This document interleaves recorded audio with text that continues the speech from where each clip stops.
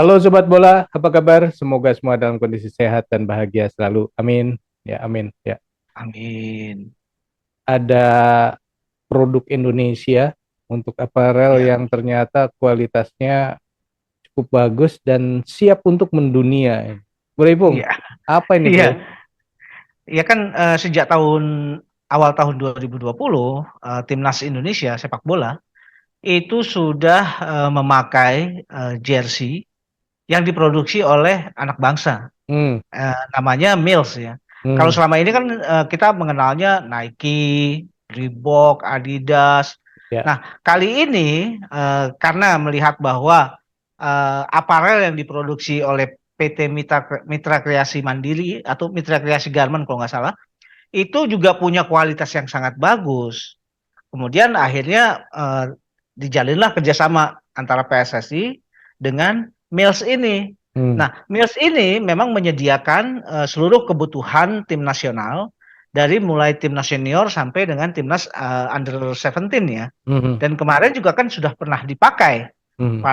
pada saat gelaran lawan Curaçao, kemudian kualifikasi Piala Asia, itu kan sudah pakai jersey yang ada Mills gitu ya. Ya, Dan ini kan sebagai gambaran bahwa sepak bola dan olahraga itu juga kan sangat dekat hubungannya dengan bisnis. hmm, ya, Sehingga ini juga kemudian membangkitkan ini ya, paling tidak membangkitkan semangat entrepreneurship dari para pengusaha-pengusaha yang punya kualifikasi sebagai produsen alat-alat olahraga untuk mulai berani memproduksi aparel-aparel yang kemudian bisa diakomodir oleh kebutuhan timnas gitu bro. ya, ya kita nggak di endorse nih ya. Kita ngomong Oh iya, begini bukan di endorse ya, tapi memang ini menurut saya sesuatu yang membanggakan lah bagi Indonesia ya. Karena betul. selain apparel yang katanya siap untuk go internasional, kan sebetulnya ada juga produk-produk Indonesia di dunia sepak bola yang sudah dikenal dan memang dipakai di level dunia. Seperti contoh yang lainnya adalah bolanya sendiri ya di Piala Iya Dunia. betul. Itu kan buatan Indonesia tuh, buatan Madiun. Betul, betul. Ya memang kan sejak Piala Dunia di Meksiko 1970 kalau nggak salah ya, itu Adidas yang punya punya kerjasama lah dengan FIFA untuk memberikan kebutuhan-kebutuhan terutama bola ya, Mhm, bola untuk dipakai di Piala Dunia. Kita mhm, kenal tentu seri-seri bola seperti Telstar, Brazuka, kemudian Tricolor, kemudian Jabulani, dan sekarang yang dipakai di Piala Dunia Qatar itu serinya Al Rihla. Nah, mhm, rata-rata dari yang saya tahu Jabulani aja itu edisi bola yang dipakai di Piala Dunia di Afrika Selatan itu mhm, sudah diproduksi di Indonesia mhm, dan Adidas sebagai pemegang hak untuk menyediakan bola untuk Piala Dunia itu kemudian memberikan katakanlah punya kerjasama untuk memproduksi bola-bola yang akan dipakai di Piala Dunia dari sejak dulu ya. mhm. Oh, ya dari mulai Piala Dunia bukan baru sekarang yang bola yang dipakai di produksi Indonesia itu bukan baru di Dunia Qatar aja, tapi dari dulu sudah ini ya produksi Indonesia sudah berpartisipasi. Hmm. Nah itu punya kerjasama dengan PT Global Way Indonesia yang berpusat di Madiun. Nah Ya, bola-bola yang diproduksi untuk Piala Dunia ini memang pembuatannya lebih banyak mengandalkan tangan ya, handmade gitu loh. ya, Jadi mereka menilai dari Adidas sendiri menilai bahwa craftsmanship orang-orang Indonesia itu sangat kuat, sangat bagus sehingga bisa memproduksi bola-bola dengan standar internasional yang akan dipakai di setiap edisi Piala Dunia gitu, Bro. mhm. Nah, biasanya terus kalau gitu yang nggak terkirim keluarlah dengan judul KW. Ya begitu deh. Nggak apa-apa. Sebenarnya gini, kan kalau dari apparelnya udah bagus ya, kemudian Ya, bolanya, kalau nggak salah ya sepatu juga ya, tapi mungkin sepatu bola ada nggak kalau sepatu bola? sepatu bola juga banyak kok yang dipakai oleh ini ya, oleh pesepak bola nasional. Mhm, Apalagi pesepak bola yang bermain di Liga 1. mhm, Itu contohnya merek Specs gitu ya. mhm, Dan itu rata-rata bahan yang dipakai untuk pembuatan sepatu-sepatu atau aparel lah katakanlah. Itu notabene sebetulnya sama dengan bahan yang dipakai oleh merek-merek ternama seperti Adidas, Puma, Nike, Reebok. Karena semua rata-rata Nike aja kalau memproduksi sepatu gitu ya, entah itu untuk jogging atau untuk apalah untuk keperluan olahraga, itu pasti memberikannya diproduksi di Indonesia. Dan biasanya eh, pesaing Indonesia dalam memproduksi sepatu itu adalah Vietnam.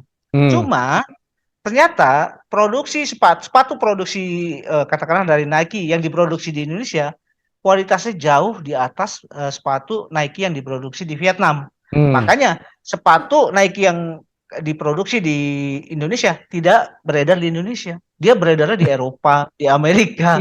Yang beredar di Indonesia buatan Vietnam, bro. Rata-rata gitu. Aduh, padahal Indonesia sendiri ya yang produksi ya. Mm-mm. Oke, jadi kita sebenarnya sih dari sisi peralatan ya, Mm-mm. tadi baju, sepatu, bolanya sendiri sudah bisa diproduksi Indonesia dengan kualitas yang luar biasa. Yang lainnya adalah stadion. Ya. Nah, stadion bola juga kan sudah ada yang kelas dunia ya, Betul, internasional betul. stadion ya, walaupun belum lulus FIFA standarnya. Ya, Enggak memang ngomong di situ. memang kan belakangan ini kan sejak Indonesia kemudian jadi tuan rumah Piala Dunia Under 20, Mhm. itu bermunculan nih apa stadion-stadion yang embel-embelnya internasional Hmm. seperti Jakarta Stadium, Banten International Stadium, dan akan ada lagi apa namanya stadion-stadion lain yang standarnya adalah standar FIFA. Mhm. Apalagi FIFA sendiri kan juga mensyaratkan bahwa stadion yang akan dipakai harus standar kita, harus standar FIFA. Jadi Mhm. saat ini memang stadion-stadion yang ada di Indonesia yang akan dipakai utamanya ya, yang akan dipakai untuk Piala Dunia, tentu lagi melakukan perombakan dan revitalisasi, renovasi dan sebagainya Mhm. supaya masuk ke dalam standar FIFA. Apalagi kemudian ada kasus tragedi Kanjuruhan yang juga mengarah pada ketidaksiapan atau tidak propernya stadion. Hmm. Makanya stadion kemudian menjadi isu yang penting dalam pembenahan transformasi sepak bola nasional. Mhm. Ya, cuma memang belakangan ini ada juga kan kekesalan ya, kekesalan dari publik sepak bola Indonesia bahwa kok pertandingan-pertandingan yang harusnya bisa ditonton oleh masyarakat Indonesia di stadion yang lebih proper, kenapa kok yang dipakai stadion yang itu lagi gitu loh. Kenapa tidak stadion yang benar-benar konon kabarnya sudah standar FIFA gitu loh, Bro. Ya, ya gimana lagi? Ada stadion yang berjuluk internasional tapi belum bisa dipakai, ya kan? Iya. Nggak tahu karena apa. Katanya sih karena belum memenuhi Mm-mm. sertifikasinya lah dan segala macam. Abaikan itu ya. Tapi Mm. kan kalau tidak salah GBK sendiri katanya mau dipakai nih untuk AFF nanti ya. Ada Saya dengar kabarnya nggak, Bro? begitu.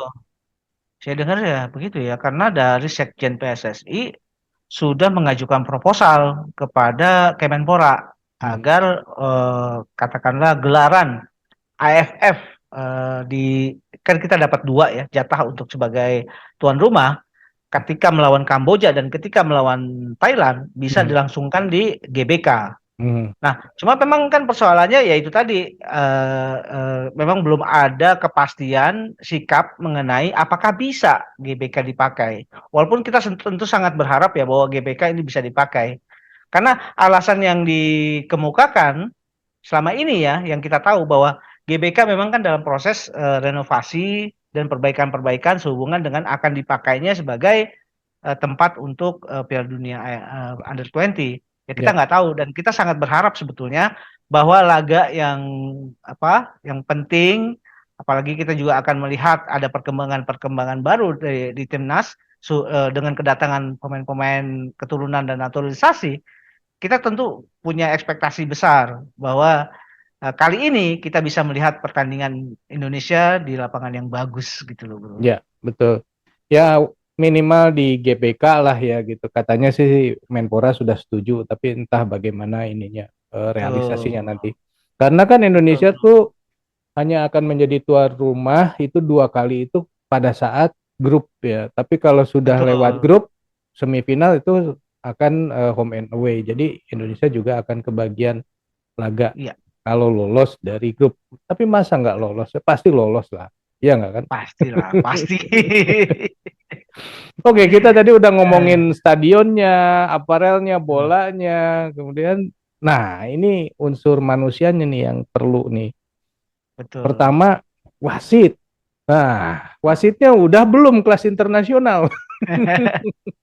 Kita kita kan punya kalau nggak salah 5 wasit dengan predikat sebagai wasit FIFA ya. Mhm, Nah, cuma wasit FIFA yang ada di Indonesia pun juga untuk pertandingan-pertandingan senior dan resmi itu sepertinya belum sampai saat ini belum mendapatkan kepercayaan.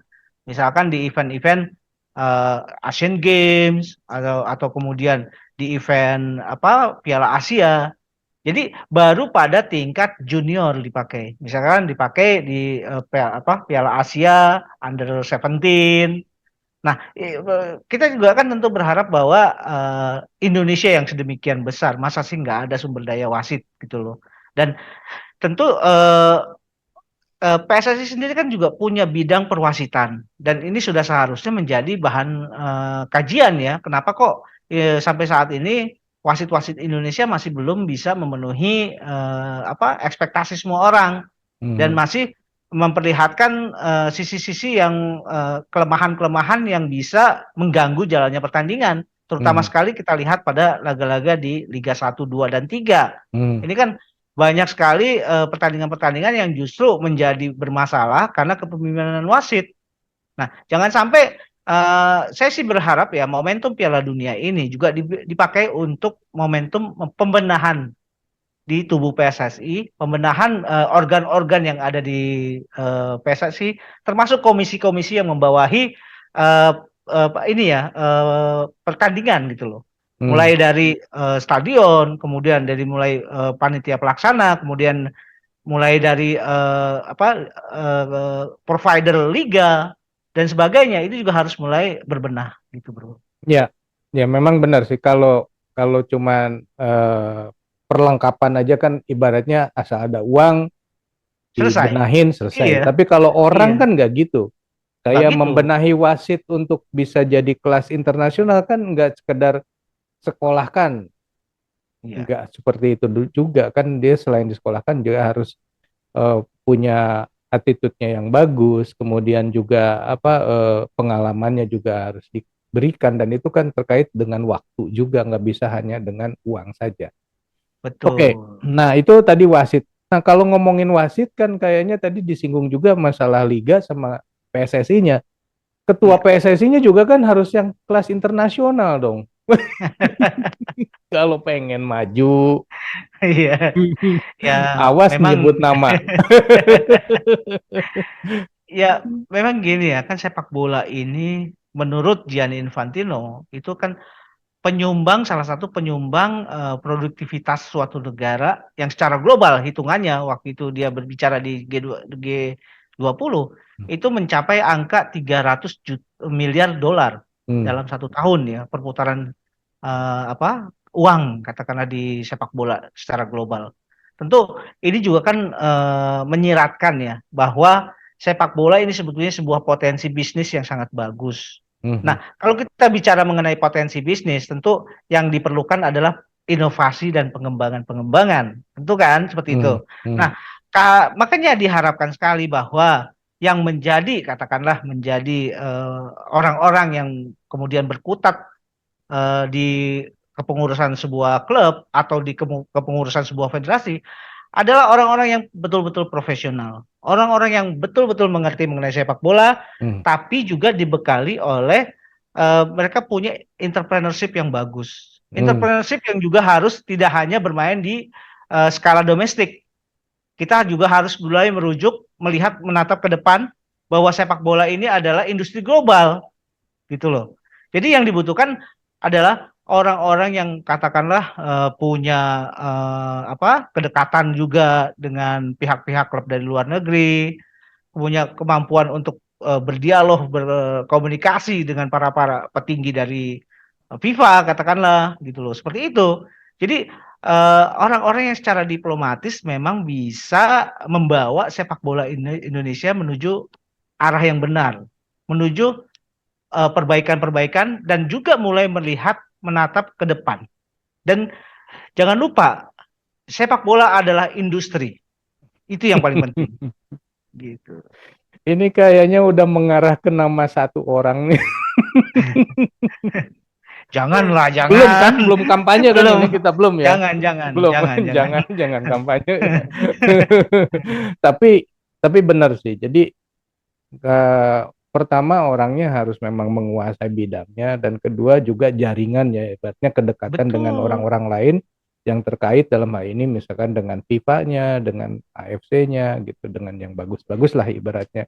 Jadi sepak bola kita juga bisa berkembang dan juga bisa menggairahkan juga liganya dengan lebih baik. Nah, misalnya tadi sudah disinggung juga operatornya ya, operator kelas dunia lah, jangan kelas kelas gitu kan.